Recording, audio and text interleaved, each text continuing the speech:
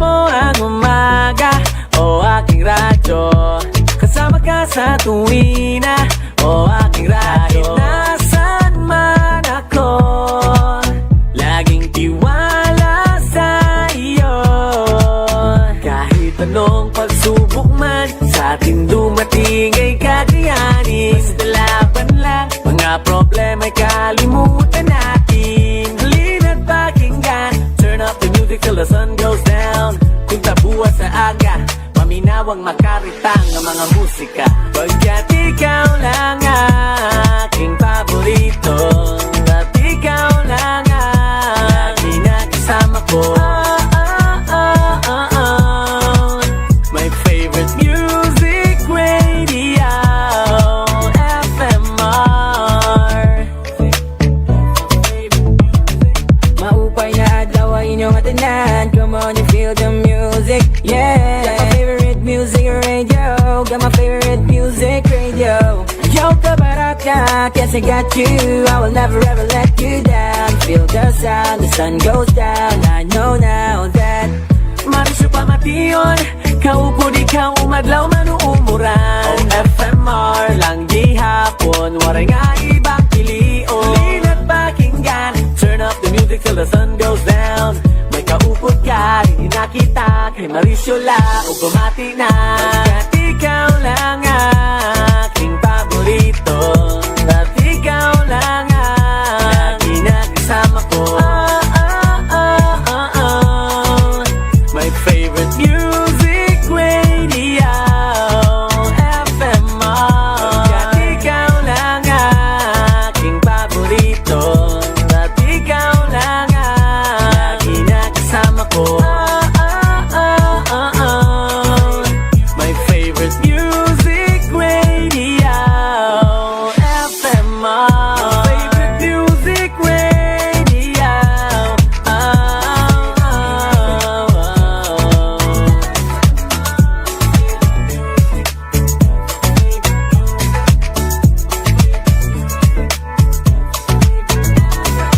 FMR. Alamin natin ang mga programa at aktibidades ng mga kinatawan sa pamumuno ni Speaker Ferdinand Martin FMR Romualdez, Kamara, House of the People. Tuwing Sabado, alas 6 hanggang alas 7 ng umaga at replays tuwing Linggo, alas 6 hanggang alas 7 ng gabi. Dito lang sa FMR Quezon 94.3, ang inyong favorite music radio.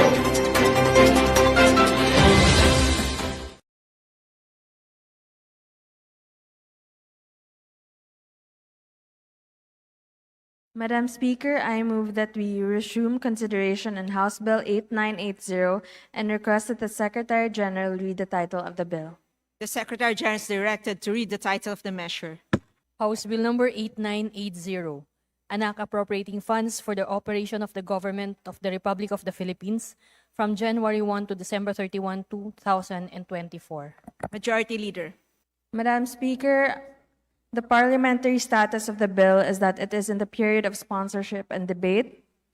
With the consent of the House, I move that we simultaneously proceed with the interpellations on the proposed budget of the Department of Budget and Management and the lump sum funds. There is a motion. Is there any objection? The chair hears none. The motion is approved. Majority Leader.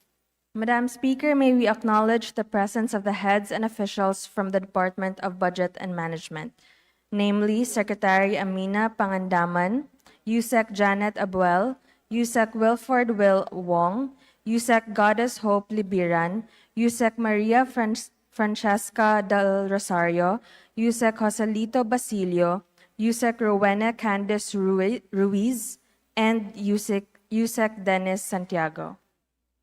We acknowledge the presence of the heads and officials from the Department of Budget and Management, headed by Secretary Amina Pangandaman. Welcome to the House of Representatives. Majority Leader.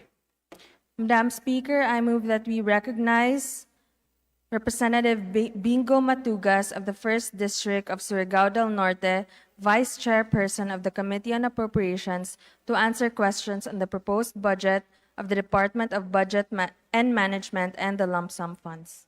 The Honorable Bingo Matugas is recognized for his interpellation, or for his sponsorship.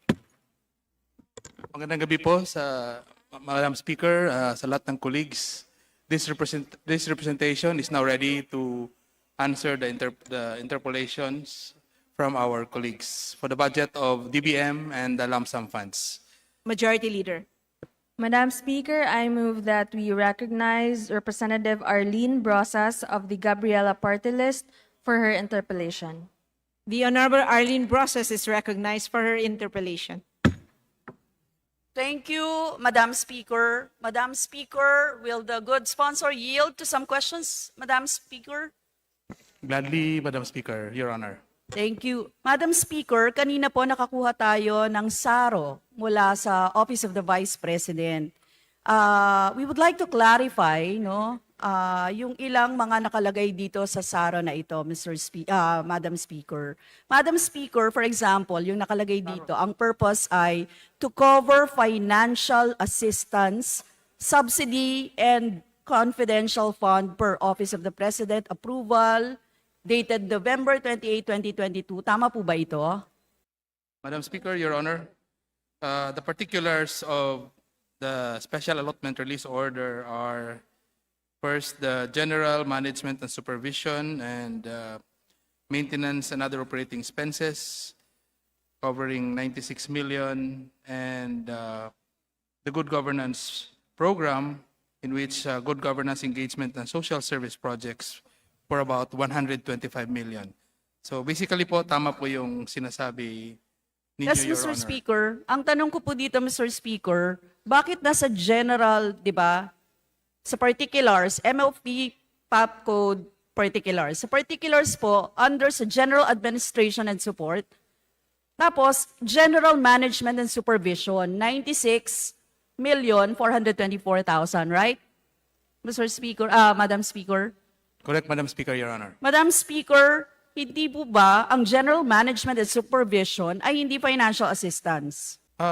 Madam Speaker, Your Honor, yung financial assistance, if I'm correct, Madam Speaker, Your Honor, is ito po yung nasa good governance engagement and social service projects, Madam Speaker, Your Honor. Madam Speaker, can you read yung particulars noon at saka yung amount?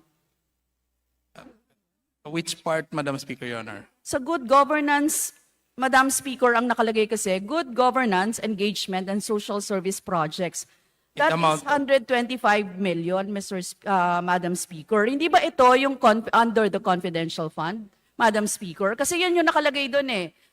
Purpose to cover financial assistance, subsidy, and confidential fund. Well, I believe kasi ang nireport sa atin, 125 million. Yun yung nasa confidential fund. So there's something wrong with the SARO, Madam Speaker.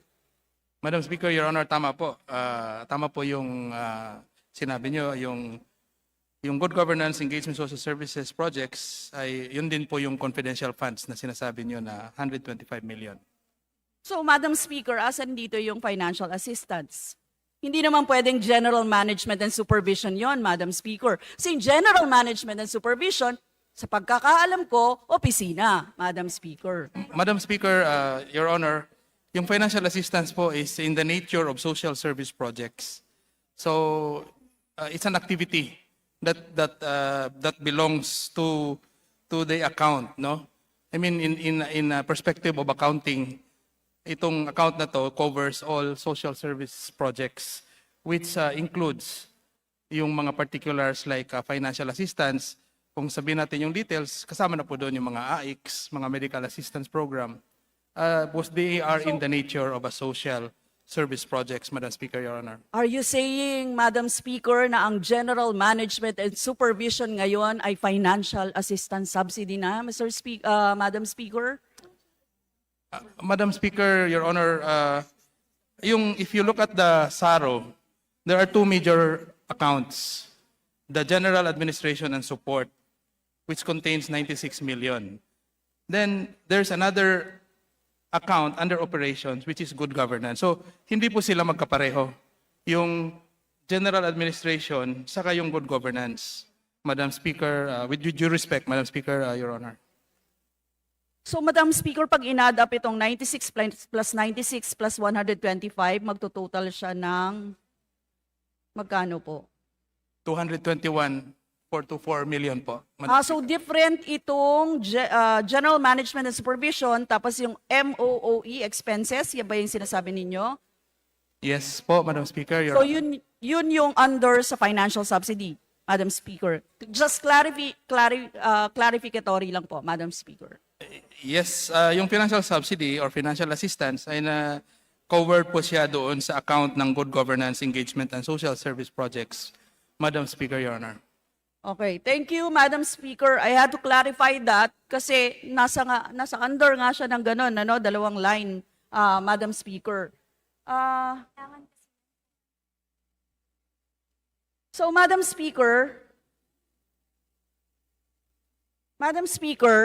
kaugnay naman po sa taon-taon na fund transfer ng Office of the President para sa National Task Force to End Local Communist Armed Conflict, yung NTF-ELCAC Secretariat, as reflected in the COA's annual audit since 2020. Now, can the good sponsor confirm these fund transfers from the Office of the President to the NSC or the National Security Council for the NTF-ELCAC? Kasi po meron po kaming tala dito, 42.29 million noong 2019, noong 2020, 37.97 million, noong 2021, 52.99 million, 2022, 19.64 million. So can you confirm this, Madam Speaker? Madam Speaker, may I ask for 1 minute suspension to validate the numbers? Session suspended. Madam Session resumed. First, yung question ng transfer, wala pong transfer, no? As per records from DBM, ang budget po ng NTF-ELCAC ay nakalodge na po sa different offices.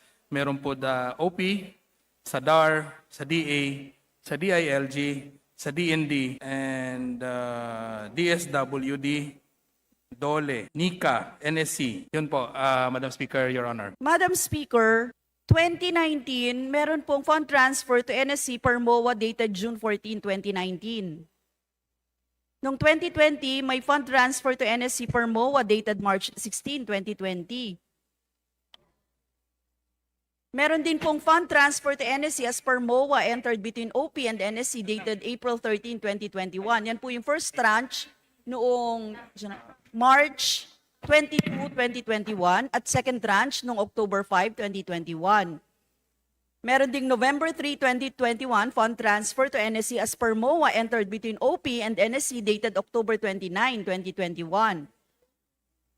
And lastly, meron pong October 21, 2022 fund transfer to NSC as per MOA entered between OP and NSC dated October 21, 2022. Madam Speaker, Your Honor, unfortunately, with regards to 2019 information that you are saying, hindi po dala yung record. So if Your Honor will allow, magsasubmit po ang ating Department of Budget and Management ng records.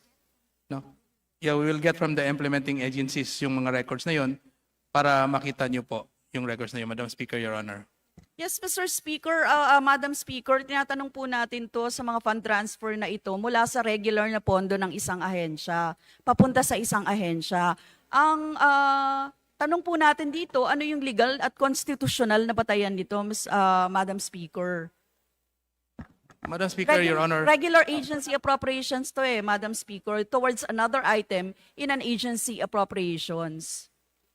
Madam Speaker, Your Honor, in general po, ito pong mga tinatawag nating interagency transfers are legally allowed, no? Pag magkakaroon lang po ng MOA between the two agencies. So basically, yung transfer from Agency 1 to Agency 2, as long as my MOA and the fund source are based on existing funds or existing augmentation funds, pwede pong gawin yon between two agencies, Madam Speaker, Your Honor. Madam Speaker, sa Konstitusyon, sinasabi na as a general rule, no law shall be passed authorizing any transfer of appropriations. Pero pwedeng ilipat ang savings mula sa isang bahagi ng executive branch patungo sa isa ring ahensya sa ilalim ng executive branch. Basta't malinaw na may item sa General Appropriations Law. Savings lang ang pwedeng i-transfer at hindi regular na pondo ng isang ahensya.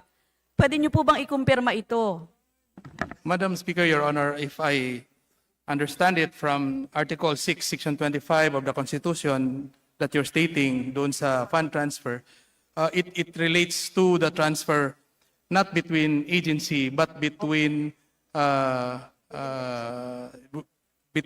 other branches, let's say from the executive to the judiciary, judiciary to Congress. So yun po ang sinasabi doon sa Article 6 Section 25 ng Saligang Batas. And within the context of the accounting procedures na sinusunod ng government accounting procedures sinusunod ng ating Department of Budget and Management under memorandum circulars and other laws that are the basis of our budgeting. Ito pong interagency transfer ay allowed po ng ating batas. Nangyayari po to hindi lang po ngayon, but in the previous budget proceedings.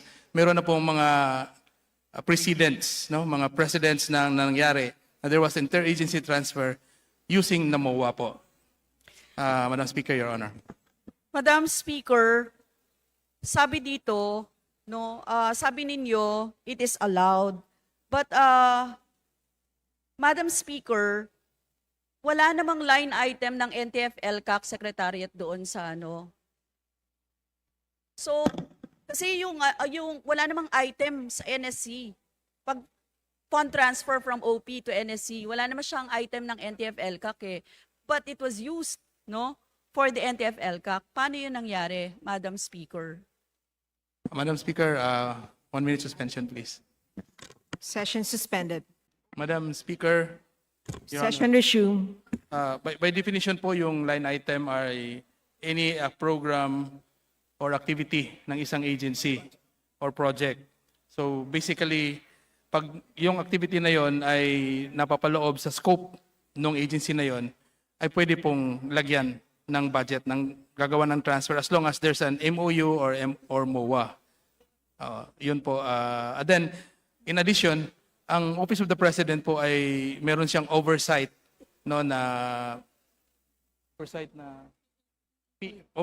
PAP, wherein doon pong kukuha or papasok yung budget na yon for NTF-ELCAC. Madam Speaker, Your Honor. Madam Speaker, halimbawa po sa DepEd funds for DPWH, ano, Madam Speaker, in the case of some agencies, while it is true that it is already on an ongoing practice, the transfers are warranted by general provisions, special provisions in the annual appropriations. Ibig sabihin, hindi talaga yun, di ba? Hindi naman yun normal. Itong pinapakita kong kaso, ibang-iba kasi walang batayan sa annual appropriations o kahit anumang batas. Madam Speaker, natatanong natin ito dahil bukod sa transfers ng pondo papuntang Office of the Vice President, nagtatransfer din ng Office of the President ng regular na pondo papuntang National Security Council para sa NTF-ELCAC Secretariat. Again, regular funds at hindi savings ang tinransfer. Madam Speaker, ang higit na kakaiba dito, hindi naman agency yung NTF-ELCAC at lalong walang line item sa NSC budget na klarong pumapatungkol dito. Kaya binanggit ito mismo sa COA reports sa Office of the President. Madam Speaker, Mr. Sponsor. Madam Speaker, may I ask for 1 minute suspension? Session suspended. Session resumed. Madam Speaker, Your Honor. In relation to the NTF-ELCAC issue, no, the NTF-ELCAC actually is a convergence project ng ating government. In fact, nag-umpisa ito sa previous administration. So in effect po, wala pong nangyayaring actual transfer, kundi kasi yung budget na nilalaan sa NTF-ELCAC ay nakalodge doon sa mga agencies na sinabi ko kanina like DILG, DA. So ang ginagawa, pag nag-i-implement na ng NTF-ELCAC project sa isang lugar, ay magre-release na lang po ng pondo para doon sa NTF-ELCAC. Madam Speaker, Your Honor. Yun, Madam Speaker, yung tinatanong ko eh. Sa NSC, tapos under NSC, NTF-ELCAC, hindi ba't unauthorized and unlawful expenditure ito?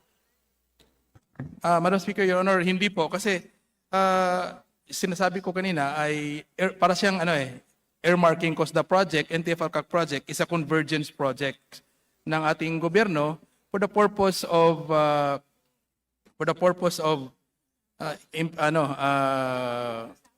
yung i-control or i-alleviate yung mga areas that is naging problematic sa peace and order. So based on that, yung mga pondo na nasa mga different agencies, because of the convergence, pagdating doon sa isang area, pag nag-approve na ang NTF-ELCAC body, nire-release po yon. So halimbawa, from DILG magre-release sila, from DA magre-release sila to fund yung NTF-ELCAC project. Because sa NTF-ELCAC, marami pong klaseng project eh. Merong water project, merong roads, merong basic social services. So based doon sa mga projects na na-classify under NTF-ELCAC, doon po kumukuha from the different agencies, Your Honor, Madam Speaker, Your Honor. Madam Speaker, for the record, Madam Speaker, the Office of the President transferred 100 million to the NSC in 2020, 52.99 million 2021, 19.64 million 2022, a total of 172.63 million in 3 years. All for the expenditures of NTF-ELCAC Secretariat. At dapat maitala na yung transfer noong 2022 ay nangyari sa ilalim ng administrasyon na ni Marcos Jr. Ibig sabihin, ipinagpapatuloy yung gawi mula sa panahon ni dating Pangulong Duterte. Now, Madam Speaker, the question remains, paano naging legal ito, tama at otorisado, gayong nakasaad sa GAA na may bahagi ng pondo ang presidente na para sa NSC o sa partikular, wala kasing nakalagay di ba? So, para sa NTF-ELCAC particular, Madam Speaker. So, wala siyang line item talaga Ang sinasabi niyo po, convergence siya, programa siya, convergence siya, at doon nilalagay yung pero hindi natin alam kung, kaya nga po COA audit ito di ba? As sinasabi, na itong mga transfers na ito, may problema dito, Madam Speaker. Kasi kung titingnan ang 2022 GAA, Office of the President, walang anumang nakalagay na special provision hinggil sa paglipat ng pondo sa NSC para sa NTF-ELCAC Secretariat. May 4.895 billion for oversight management on national security concerns at posibleng dito kinuha yung pondo pero muli walang klarong nakalagay hinggil sa intensyon ng paglilipat ng pondo. Madam Speaker. Madam Speaker, Your Honor, if you look at the structure of our government, sa Executive Department, ang NEC ay nasa office po ng Office of the President. So, yung purpose, yung budget for the NTF-ELCAC na nasa Office of the President, ay kumbaga, it's within the same agency. Hindi po siya separate agency. Since NEC is under the Office of the President, Madam Speaker, Your Honor.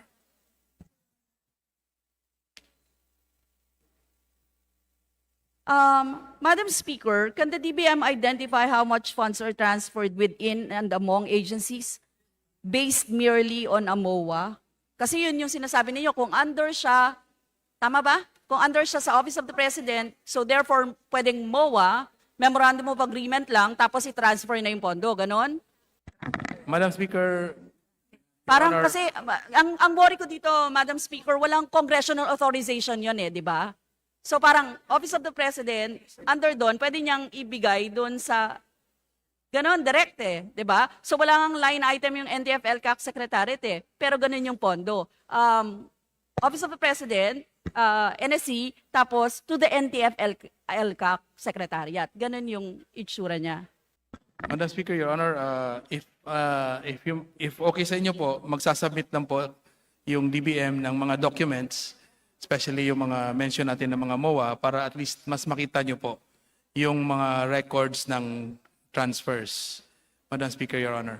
Okay, Mr. Speaker, humingi tayo ng paliwanag dito sa fund transfers dahil hindi pwedeng paikot-ikutin at ipera, padala lang yung pondo mula sa isang hensya patungo sa isa pa na walang klarong legal na batayan at congressional authorization through GAA o kahit saro man lang. Hindi rin po ito pinapahintulutan ng konstitusyon.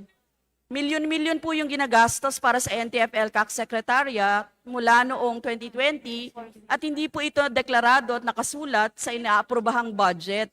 Kaya malinaw na walang congressional authorization, unlawful expenditure ito, Madam Speaker, at dapat ibalik ng NTF-ELCAC Secretariat ang mahigit 170 million na tinanggap nito.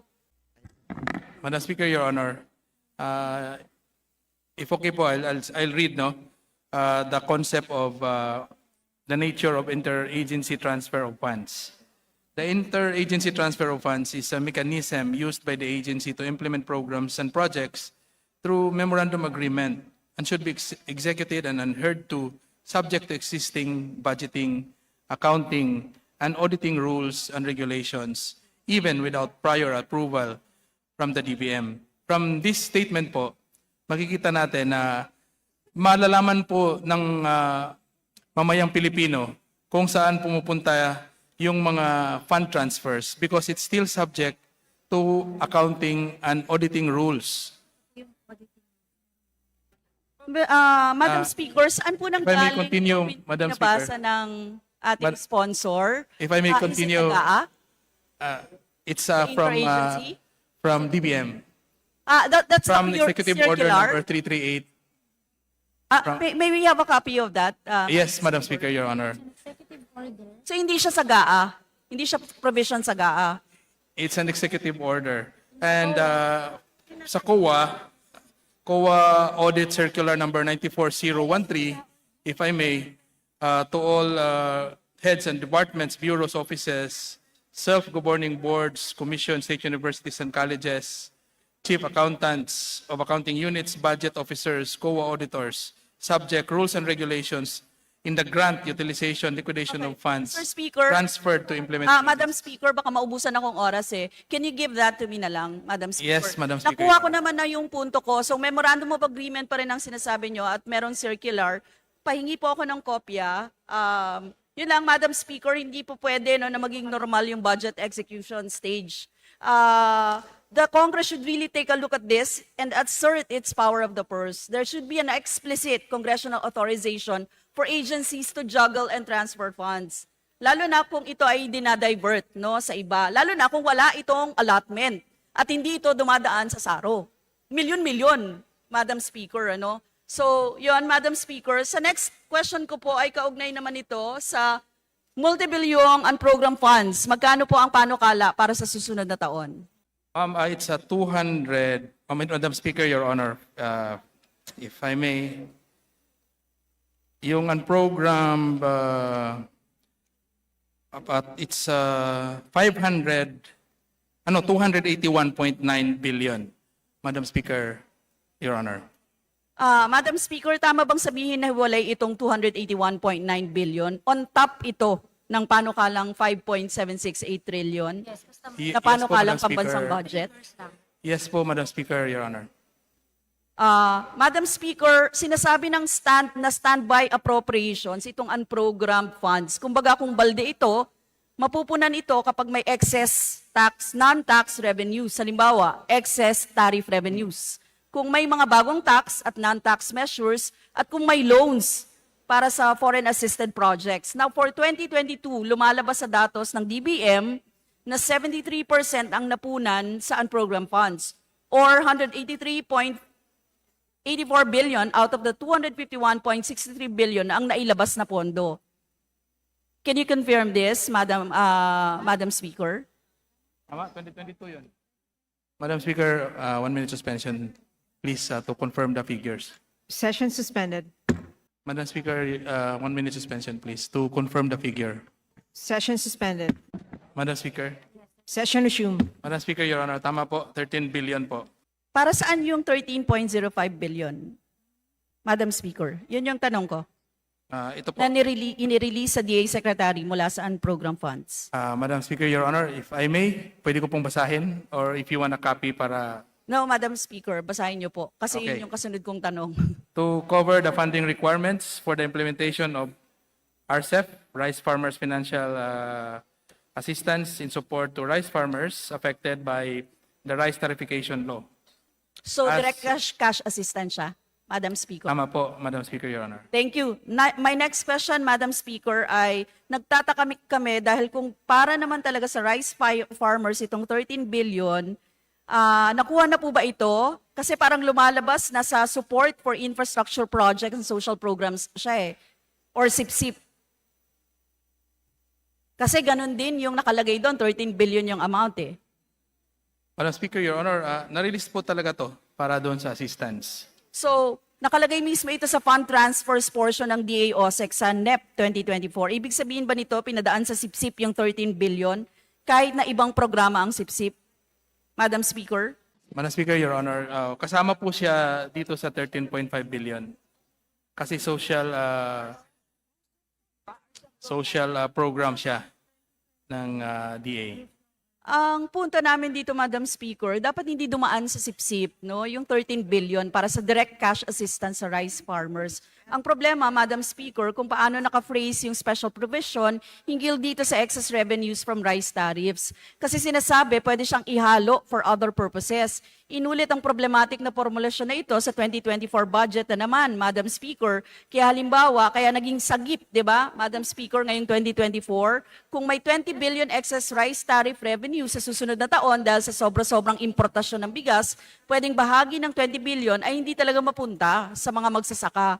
Kailangan po nating ayusin ito, Madam Speaker, hindi pwedeng isip-sip, no, yung ayuda na dapat ay para sa magsasaka, Madam Speaker. Honorable Brosas, you have 2 minutes to wrap up your question. Madam Speaker, pwede po bang mag-request ng extension since pinagsama po natin ang lump sum and DBM. Majority Leader. Madam Speaker, Ang tinatanong niya I move to extend for 5 minutes. You have another 5 minutes, Honorable Brosas. Madam Speaker, for this year 2023, nasa 807 billion ang unprogrammed funds. Malayong-malayo ito sa 251 billion noong 2022. Can the good sponsor tell us how much has been released from the unprogrammed funds as of July 2023? Madam Speaker, Your Honor, as of 2023, as of July, 218.7 billion. Madam Speaker, Your Honor, 218.7. Okay, Madam Speaker, ayon sa DBM website, 184 billion ang nai-release na pondo mula sa unprogrammed funds, no? So yung sinasabi niyo po, tama, 184? Madam Speaker, Your Honor, as of September 20 pala. September. May 5.7 billion na na-release sa DSWD mula sa SIP-SIP. May listahan po ba kayo ng mga programa na pinagastusan na ito? Madam Speaker, Your Honor, we have the list. For the interest of time, pwede namin pong ibigay sa inyo. What Madam about Speaker. yung 13.18 billion ng NFA? Meron din? Madam Speaker, yes, meron po. Okay. Madam Speaker, ang masusapin dito kung paanong may 184 billion released from UA as of July, unprogrammed appropriations, may excess non-tax revenues na ba? Madam Speaker, Your Honor, yes po, meron. Kasi hindi po pwede ma-release po yung budget sa UA kung walang excess revenues. And DBM is willing to submit yung mga details doon sa source from excess revenues, Madam Speaker, Your Honor. Yes, ako lang, Madam Speaker, standby pork itong unprogrammed funds na nagkakahalagang para sa ngayong taon, 807 billion at 281 billion sa susunod na taon dahil hindi ito kasama sa regular budget ng agencies at mahirap tuntunin kung paano talaga ito ginastos, Madam Speaker. Madam Speaker, Your Honor, as I stated a while ago, magsasubmit po ang DBM ng listahan doon po sa mga details ng ating nagamit doon sa unprogrammed appropriations for this year, 2023. Madam Speaker, Your Honor. Okay, Madam Speaker, last na po, Agenda for Prosperity, Securing a Future-Proof Sustainable Economy, yan ang panukalang budget na tema. Madam Speaker, nakikita kaya natin to sa ating budget, may huge cuts in health, higher education, housing agencies, may hefty increases sa defense, combined proposed budgets ng key social services natin, excluding PhilHealth, DSWD, plus shelter agencies, are still smaller compared to the allocation for the debt interest payments. Madam Speaker, napansin din namin sa budget message, hindi masyado nabanggit yung panukalang pondo sa DND at Public Order and Safety. Minalaki ang sinasabing paggastos sa social services, pero tahimik sadyang hindi binanggit yung malaking pondo ng militar at pulis. May paliwanag po kayo dito? Madam Speaker, Your Honor, doon po sa Department of Defense na budget ay nakasaad na po yung since the previous administration, ginagawa na po natin yung tinatawag natin na Armed Forces improvement ng facilities ng mga equipments, especially now that we have a problem in the West Philippine Sea. So, tuloy, parang continuing appropriations po yung nangyari doon sa modernization program ng ating Armed Forces of the Philippines. Again, Madam Speaker, pinalobo ang pondo para sa DND, dinagdagan ng halos 29 billion, may 50 billion lump sum para sa AFP modernization program, pinalobo rin ang budget ng DOTR, dinoble pa, pero may mga kaltas sa kalusugan, higher education at pabahay. Mga batayang serbisyo ito na dapat dinadagdagan natin ng pondo, sinasabi na magkakaiba ang cost of inputs, no? Pero ano pa man, paano ipapaliwanag ang kaltas sa DOH, SHED, DSWD, IX, DSUD at NHA, DOLE, DMW? Ito ang mga ahensyang may direktang implikasyon sa mamamayan at sa mga kaltas na ito. Yung kakarampot po na sahod ng mga manggagawa ang kakarga ng dagdag na gastusin at pagpapaospital at iba pang batayang pangangailangan. Hindi po ito agenda for prosperity. Agenda po ito for selective prosperity. Dahilan, at ilan lang ang makikinabang, hindi po ang malawak na mamamayan natin, Madam Speaker. That's the last of my manifestation, Madam Speaker, kaugnay dito sa budget ng lump sum and DBM. Thank you, Madam Speaker. Thank you. Maraming salamat po, Madam Speaker, Your Honor. Majority Leader. Madam Speaker, I move that we recognize the Representative Edsel Lagman from the 1st District of Albay for his interpellation. The Honorable Edsel Lagman is recognized for his interpellation. Madam Speaker, I will not consume 30 minutes for my interpellation. But may I suggest that since we have combined DBM with the lump sum, the interpellators should be given at least 40 minutes, 20 minutes for DPM, and another 40 minutes for the lump sum, or at his or her option, she consume the 40 minutes for just the DBM or the lump sum. Majority Leader. Madam Speaker, I move that we suspend session for a few minutes. Session suspended. Session resumed. Majority Leader. Madam Speaker, the majority agrees the proposal of the Honorable Edsel Lagman. The Honorable Edsel Lagman, you may continue your interpellation. Thank you, Majority Leader. Distinguished sponsor, would you please yield to some questions? Yes, yes, Madam Speaker. Yes, Your Honor. Madam Speaker, distinguished sponsor, what is the difference between release of funds and transfer of funds? Madam Session Speaker, resumed. Madam Speaker, Your Honor, sa release of funds po, Madam Speaker, Your Honor, itong release of fund means na meron po tayong source of funds and then there's a release of allotment. While doon po sa transfer of funds, is in the transfer of funds between agency, ay magkakaroon po siya ng memorandum of agreement between the two agencies, Madam Speaker, Your Honor. In this case, where the Office of the President through the DBM downloaded funds from the contingent fund of the President to the Office of the Vice President for confidential expenses, was there a memorandum of agreement? Madam Speaker, Your Honor, if we talk about contingent fund, hindi po siya specifically allocated sa Office of the President because it is part of the entire budget. It's a special purpose fund. It's one of the special purpose fund ng ating budget. So, yung pagbigay po ng pera, it's considered a release. Hindi po siya nakalagay lang sa Office of the President, Madam Speaker, Your Honor. But we all know that the President is the only one who could approve the release of the contingent fund. And the contingent fund is attached to the Office of the President because no other official of the government can subject that contingent fund for any releases. Would you agree to that statement, distinguished sponsor? Madam Speaker, Your Honor, I don't agree po with your statement. First of all, if you look at the entire account structure of our national budget, kasama po ang contingent fund.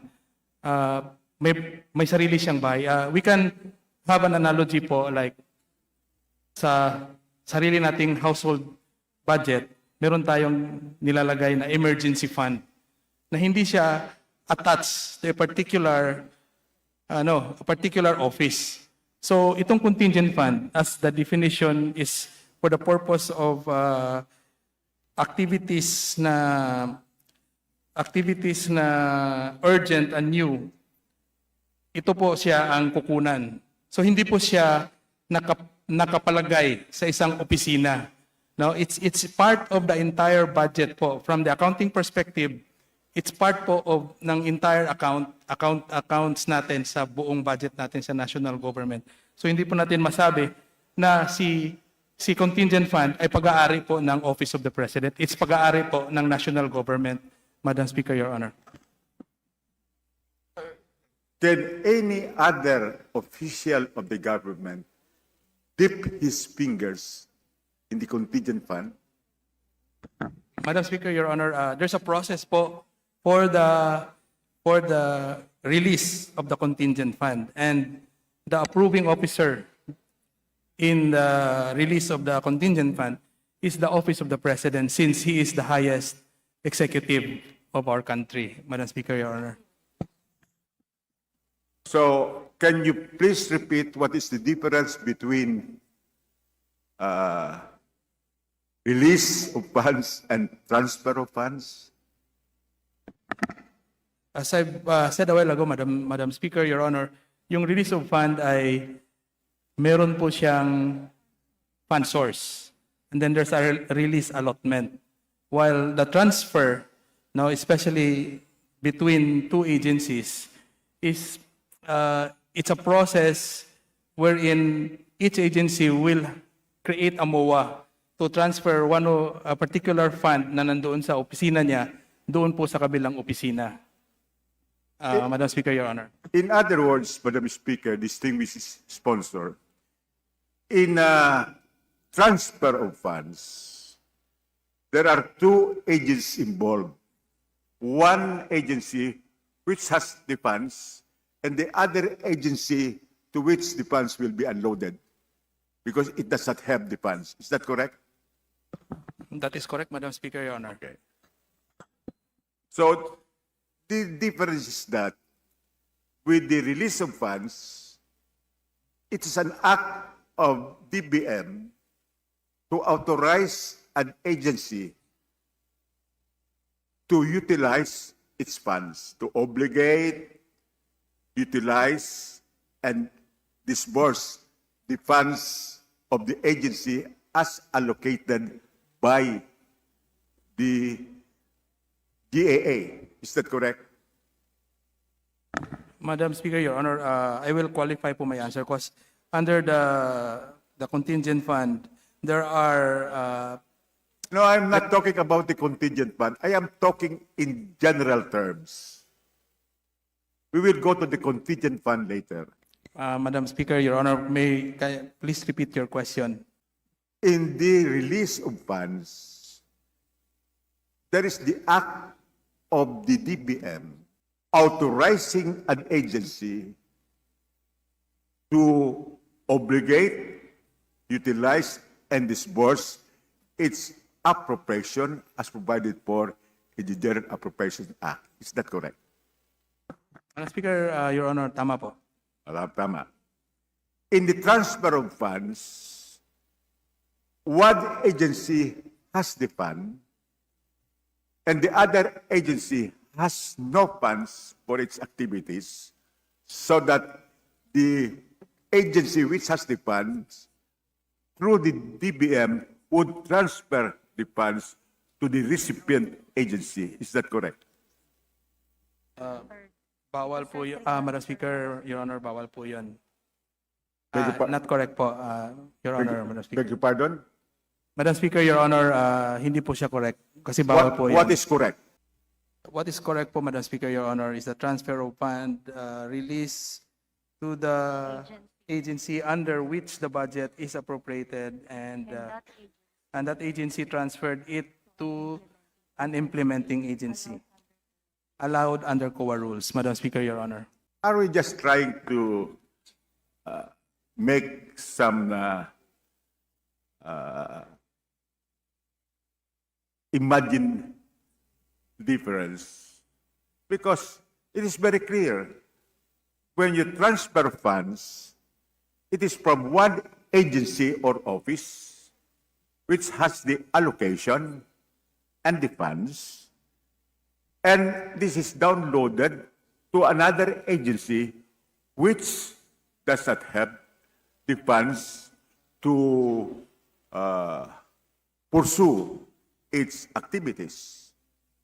Hindi ba klaro yan? Madam Speaker, Your Honor, yung pag-release po ng transfer by the DBM from one agency to another ay bawal po yon, Madam Speaker, Your Honor. Ang pwede po is transfer between one agency directly to another agency with a corresponding memorandum agreement, Your Honor, Your Honor, Madam Speaker. Madam Speaker. When the DBM issued a SARO in favor of the office of the Vice President, with the funding source coming from the office of the President for utilization of confidential expenses by the office of the President, is not that a transfer of funds? Madam Speaker, Your Honor, as I've said a while ago, ang contingent fund po ay wala po sa Office of the President. So yung na-issue na SARO ng DBM is galing po sa isang source, isang funding source, which is the contingent fund. So hindi po siya specifically galing sa Office of the President, Madam Speaker, Your Honor. But definitely, from that fund, which is up, the release of which is approved by the Office of the President, there is a transfer from the contingent fund to the Office of the Vice President. Is it not? Madam Speaker, Your Honor, there is a release of fund, and this is also contained in a special provision of our GAA that the release of the money from the contingent fund source needs the approval of the Office of the President, Madam Speaker, Your Honor. Anyway, I don't think we are we have a joinder of issues, but let me go to a layman's example. When a bank depositor instruct his bank to debit his account and remit the funds to the bank of the recipient or payee, is the process not a transfer of funds? Madam Speaker, Your Honor, under the banking process po ay isang transfer po yon. Okay. Madam Speaker, Your Honor. Okay. when a depositor withdraws personally from his account, the bank releases the corresponding amount requested by the depositor. Is that correct? Yes po, Madam Speaker, Your Honor. Okay. Can the President authorize the utilization of the contingent fund for confidential expenses of another office like the OBP? Madam Speaker, Your Honor, tama po because it's contained in the special provision of RGA that the release of the fund from contingent fund shall be subject to the approval of the President. Yes. Can the President approve such release of the contingent fund for confidential expenses? Madam Speaker, Your Honor, yeah. Yes, tama po. The President can approve as contained in the special provision as long as the activity is new and urgent, classified as new and urgent activity.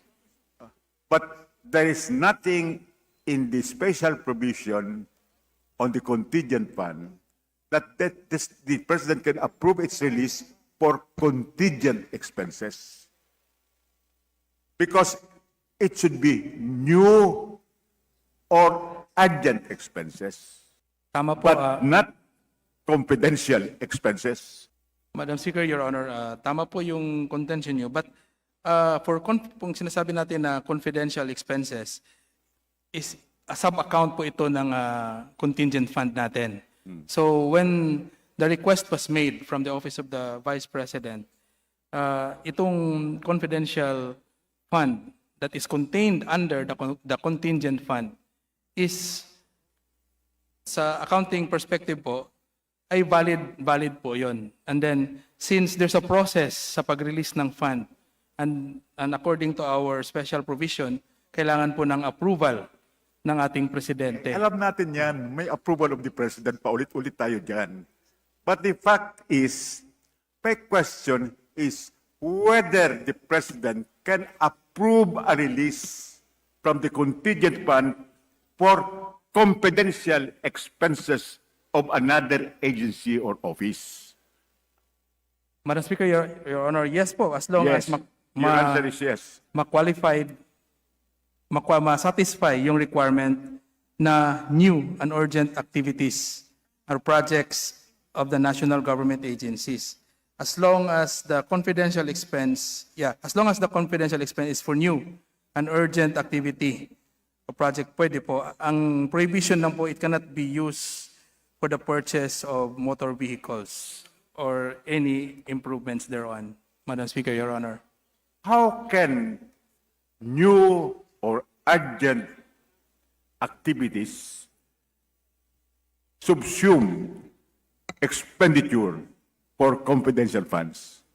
Madam Speaker, Your Honor, when the request from the Office of the Vice President was made, it was evaluated by the Department of Budget and Management.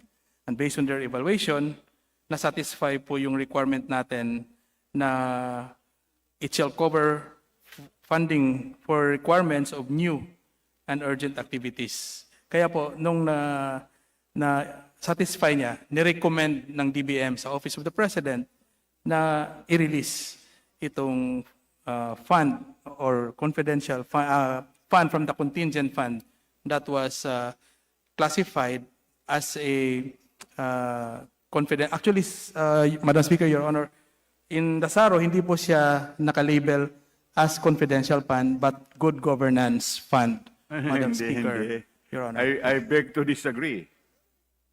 The purpose of the SARO is to cover financial assistance, subsidy, and confidential fund per Office of the President's approval. But in the SARO itself, it did not specify what amount should go to financial assistance, what amount should go to subsidy, and what amount should go to confidential fund. Consequently, when the Office of the Vice President received the SARO, it used the release or fund transfer entirely for confidential funds because she requested for confidential funds. My next question is, can an agency which has no allocation for confidential funds be the recipient of a release or transfer from the contingent fund upon the approval of the President, even if at the very beginning, that agency does not have an allocation for contingent fund. There is a zero allocation. Just like in the 2022 General Appropriations Act for the Office of the Vice President, there is no single centavo of appropriation for contingent fund. As a matter of fact, the then incumbent Vice President Lenny Robredo, did not request for that contingent fund. So the clear intention of the Congress is not to allocate any amount of contingent fund in the office of the President.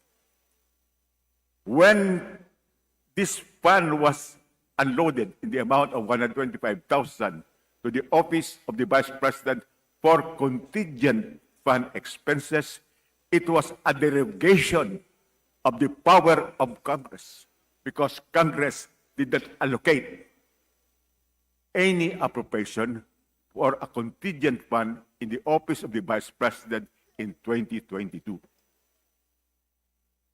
Would you agree with that? Or you don't have to agree, but that is my position and I would like to make that clear and manifest. Has revealed two overriding facts. One, the fund was released with the funding source of the contingent fund, which cannot be utilized without the approval of the President. Number two, the purpose is for financial assistance, subsidy, and confidential fund. But since there was no delineation of how much would go for each item of expenditure, the Vice President who requested for confidential fund used it for confidential expenses. Alamin natin ang mga programa at aktibidades ng mga kinatawan sa pamumuno ni Speaker Ferdinand Martin FMR Romualdez, Kamara, House of the People. Tuwing Sabado, alas 6 hanggang alas 7 ng umaga at replays tuwing Linggo, alas 6 hanggang alas 7 ng gabi. Dito lang sa FMR Quezon 94.3, ang inyong favorite music radio.